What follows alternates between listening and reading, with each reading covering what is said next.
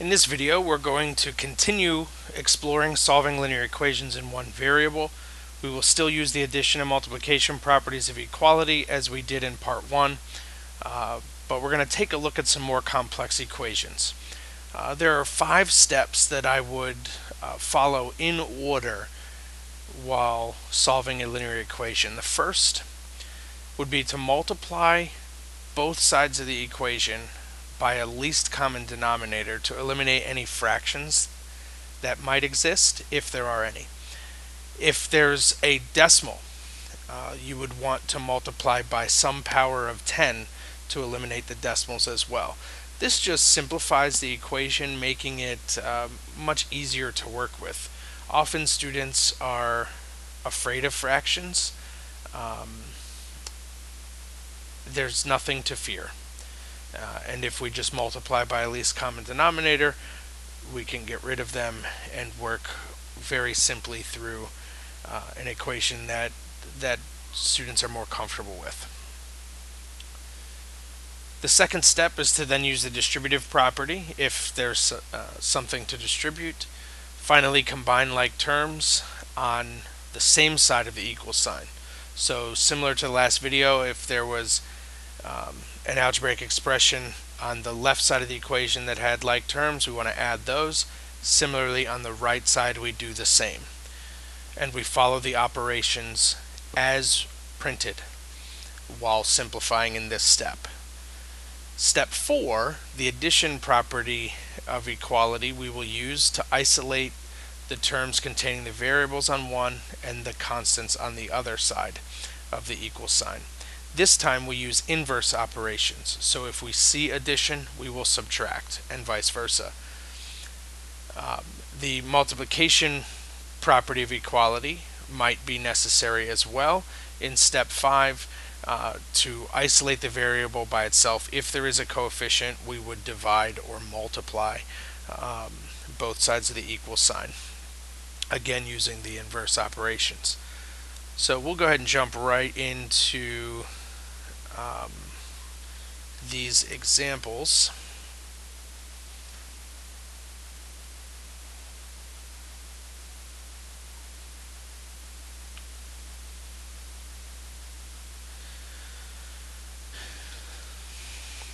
I see a fraction right away, and so I need to identify what the least common denominator is between 4 and 7. That is the smallest number that both 4 and 7 divide into evenly. In this case, that's 28.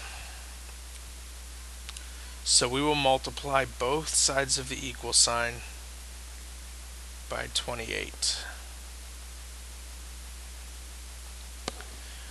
28 divided by 4 is 7 times negative 5x. 28 divided by 7 is 4 times 2.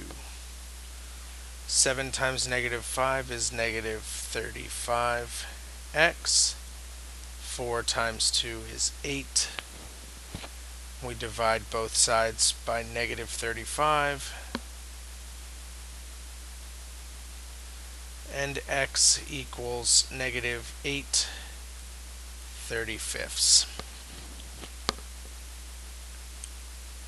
Something I'd like to point out to you here is that if we have a fraction that's negative, you see I had 8 divided by negative 35. That is equivalent to negative 8/35.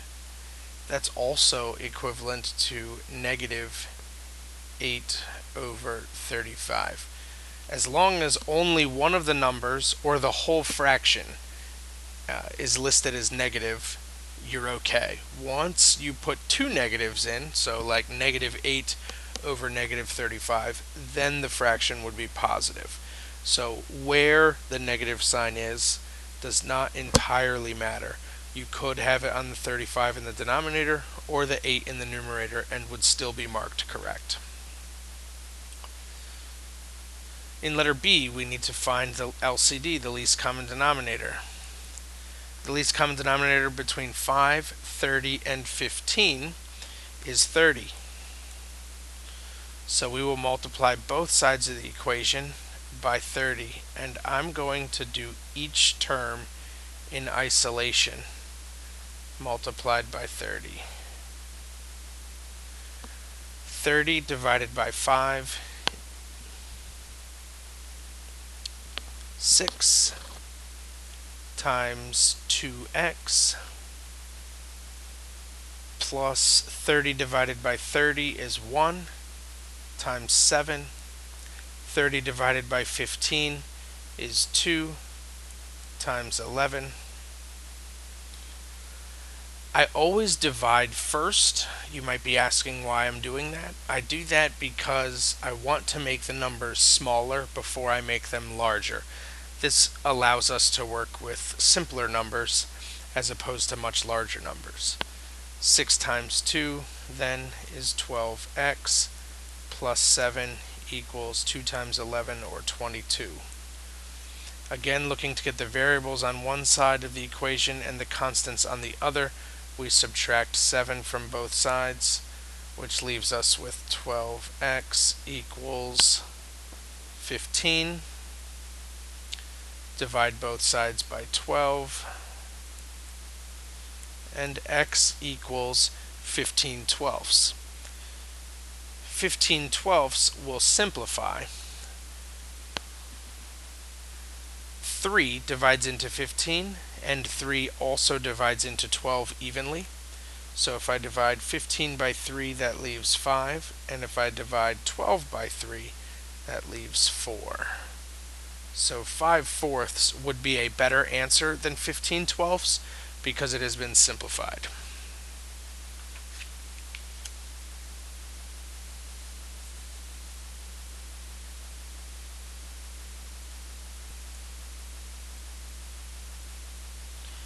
In example C, we again are looking for the least common denominator of 2, 3, 6, and 12. That's 12.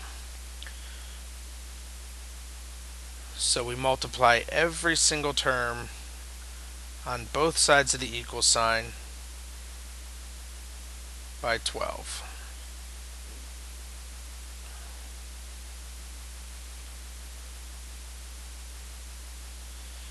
Twelve divided by 2 is 6 times 1x is just 6x. 12 divided by 3 is 4, so plus 4 times 2. 12 divided by 6 is 2 times 1x is just 2x. Minus 12 divided by 12 is 1 times 1 is 1. 4 times 2 here, 8 plus 6x equals 2x minus 1. Again, we want to get our variables on one side of the equal sign, our constants on the other. So this time I will do both of those at the same time. I'm going to subtract 2x from both sides of the equal sign so that here the variables go away. And I'm going to subtract 8 from both sides of the equation so the constants leave the left side and move to the right. So 6x minus 2x is 4x, and negative 1 minus 8 is negative 9. The variables are on the left, the constants on the right, but I have a coefficient with this variable term again, so we must divide both sides of the equal sign by 4. 4 divided by 4 is 1, leaving us with x equals negative 9/4. This fraction is simplified, and so nothing further to do.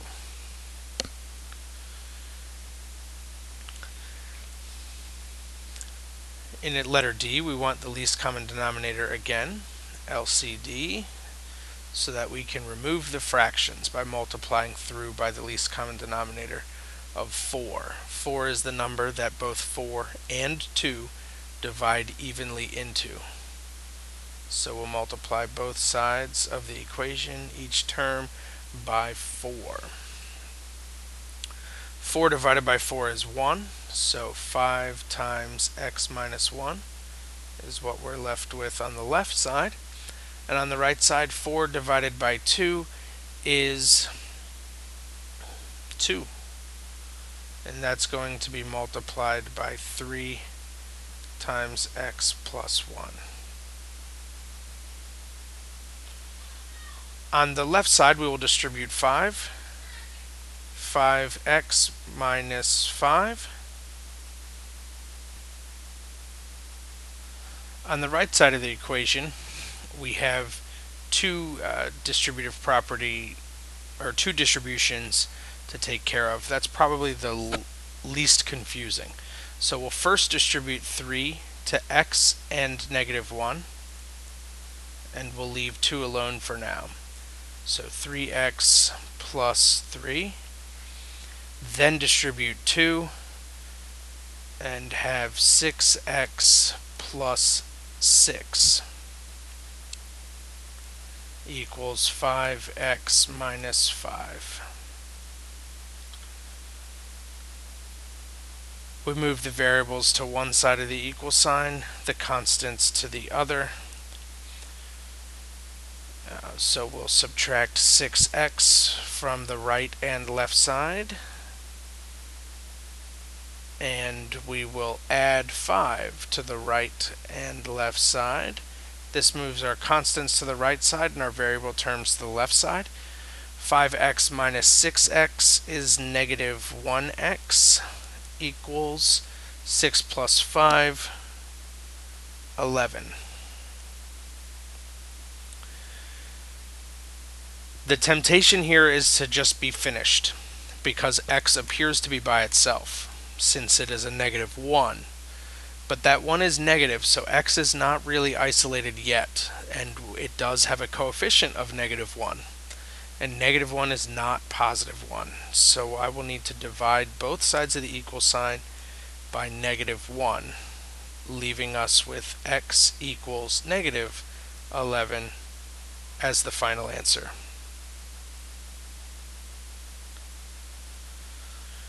Letter E and F are slightly different than the examples that we've done so far, because instead of fractions there are decimals. And so I want to take a look at what decimal place each of those decimals are to determine what multiple of 10 I should multiply through this equation. This is 5/10, 3/10, 1 and 1/10, and 3/10. All of them are tenths, so we will multiply each term by 10 to get rid of the decimals. So multiply by 10, by 10, by 10. 10 times 5/10 is 5x. Minus 10 times 3/10 is 3. Equals 10 times 1 and 1/10 becomes 11. And 10 times negative 3/10 x becomes, that's actually a positive 3. My parenthesis covered that up, so positive 3x.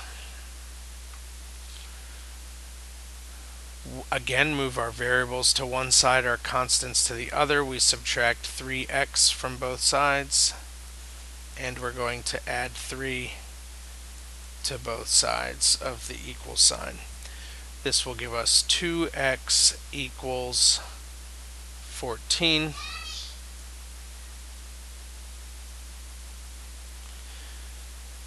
Two is a coefficient on x, so we divide to get x by itself both sides of the equation by 2, and x equals 7.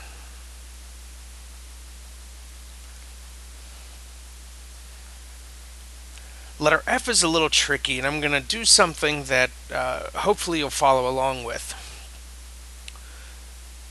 You have an option of distributing first, the 1500ths, but I would advise against that.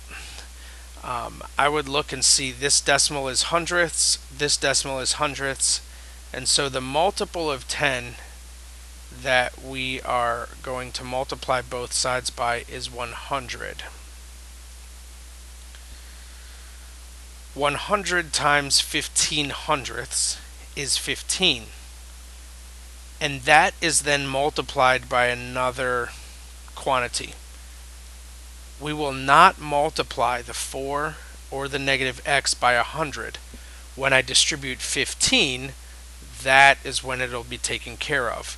Since the 15 hundredths was to be distributed, I changed that number by multiplying it by 100.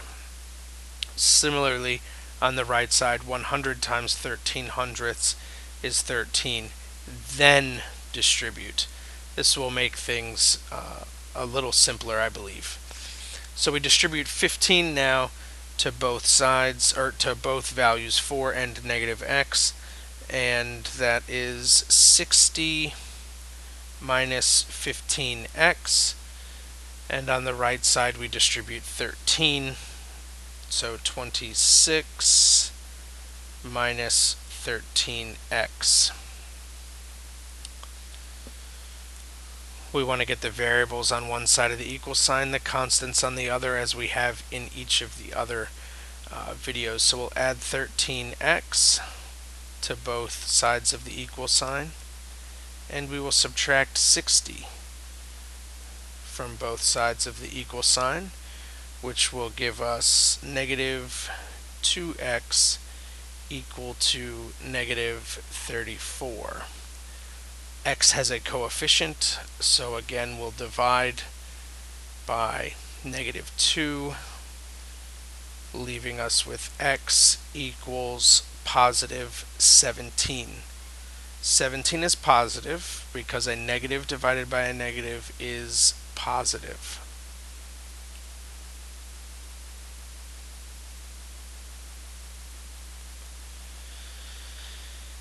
Letter G. On the left side of the equal sign, we have like terms that we can combine. 5x minus 6x is negative x, minus 3 comes down, and on the right side we have a negative 1 to distribute. So this is negative x minus 3. When we work to get the variables on one side and the constants on the other, as we have so far, we will add x to both sides, and that x cancels and becomes a negative 3 stays. Negative x plus x also cancels, and we have negative 3 equals negative 3. This is a true statement, but the variables went away. There are no variables. This is an interesting case, which we call an identity, and we'll explore that identity in a little bit. But I will tell you that the answer to a true statement when the variables cancel, or an identity, is all real numbers, and that symbol, kind of a capital R with two backs, means all real numbers. Example H will simplify 3x plus 8, as I combine the 3 and the 5, those like terms, equals 2x plus x is 3x plus 2. Getting the variables on one side of the equal sign and the constants on the other, we subtract 3x from both sides, and just like in example G, the variables cancel on both sides of the equal sign. But this time it says 8 equals 2. That is not true. 8 does not equal 2. This was a false statement. This is another special case called a contradiction, where the answer will be no solution. This symbol again is the null set, which means no solution, or this symbol is the empty set, also meaning no solution. You would not need to write both. You could write just one, your choice. So the identity in example G, example H, the contradiction.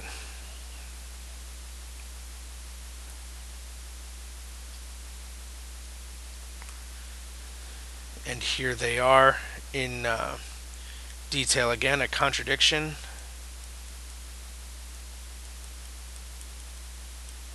is a statement in math that, when completely simplified, is false.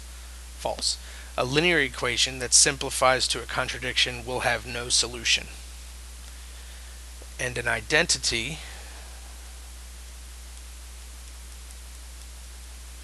is a statement that, when completely simplified, is always true.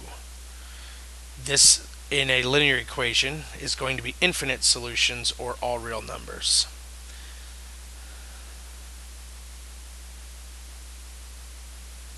I would like you to try example 2 on your own. Go ahead and pause the video here. Try those out and see if you come up with the same answers. For the sake of time, I jump ahead and have the work already done here for you. For letter A, you should have a contradiction and therefore no solution, because you had a false statement of 18 is not equal to negative 70. And in letter B, this was an identity, so both expressions on each side of the equation to begin with were the same when simplified, and you got a true statement at the end. Therefore, all real numbers is your answer.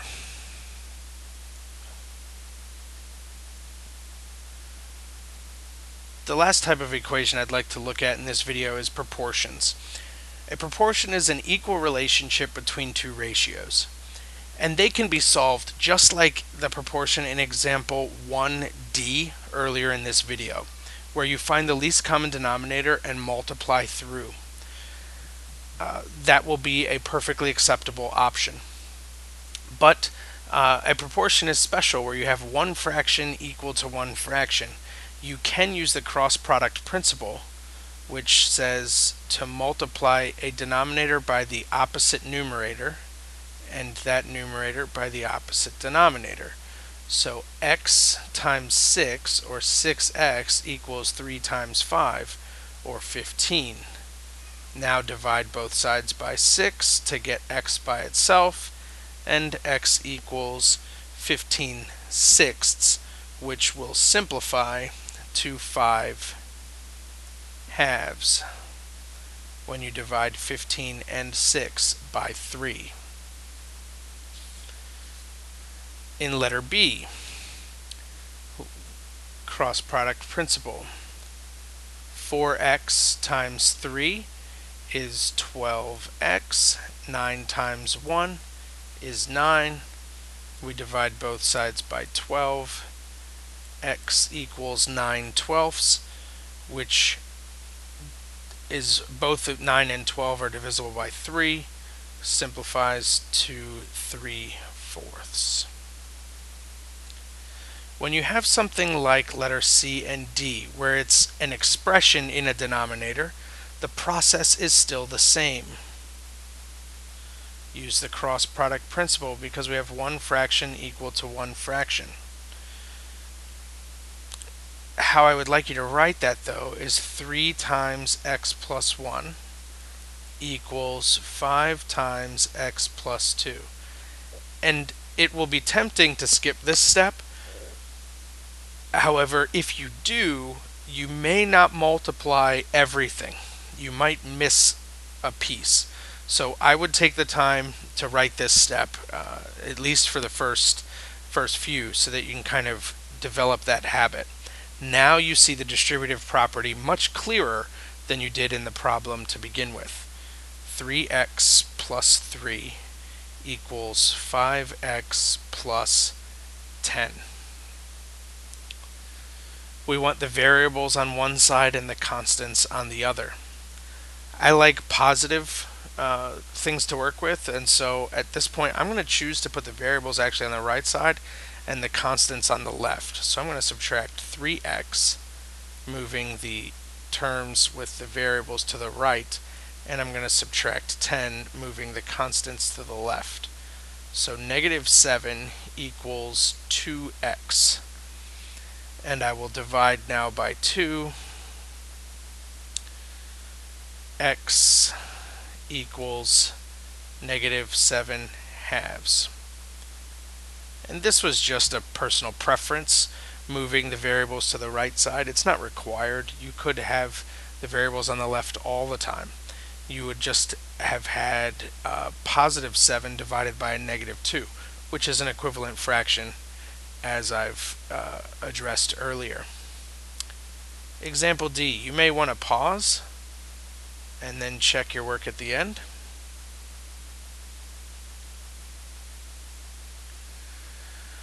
Again, we'll use the cross product principle. 2 times 2x plus 3 equals 3 times x plus 1.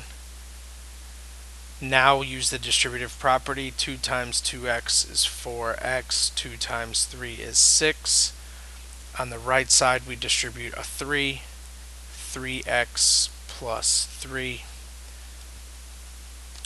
Get the variables on one side of the equal sign, the constants on the other. We subtract 3x. And we subtract 6 from both sides.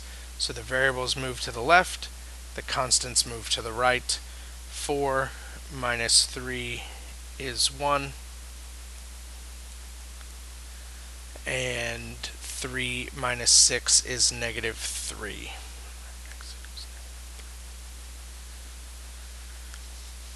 So in this video we've taken a look at a couple different types of linear equations. Just to recap the steps, the 5 steps. First, identify if there is a fraction or a decimal and get rid of that by multiplying through by a least common denominator to clear fractions, or by a multiple of 10 to clear decimals. After that is taken care of, if there is a distribution that needs to take place because of the distributive property, go ahead and do that. Finally, simplify each expression in isolation on the left side and on the right side of the equation. Once those expressions are completely simplified, you will want to use the addition property of equality and add or subtract terms to both sides using the inverse operation to move the variable terms to one side of the equal sign and the constant terms to the other side of the equal sign. Finally, the multiplication property of equality you will use last to remove any coefficients on a variable, ultimately to identify what is the value of the unknown variable. In each of these examples today, it has been the variable x. The last step is one that many people skip, and that again is the check. I would always recommend that you check your work by substituting the value of x back into the original equation everywhere you see that x, and then simplify those expressions in isolation on the left and right side of the equal sign to see, do you get a true statement? If so, your work was correct and you have a right answer.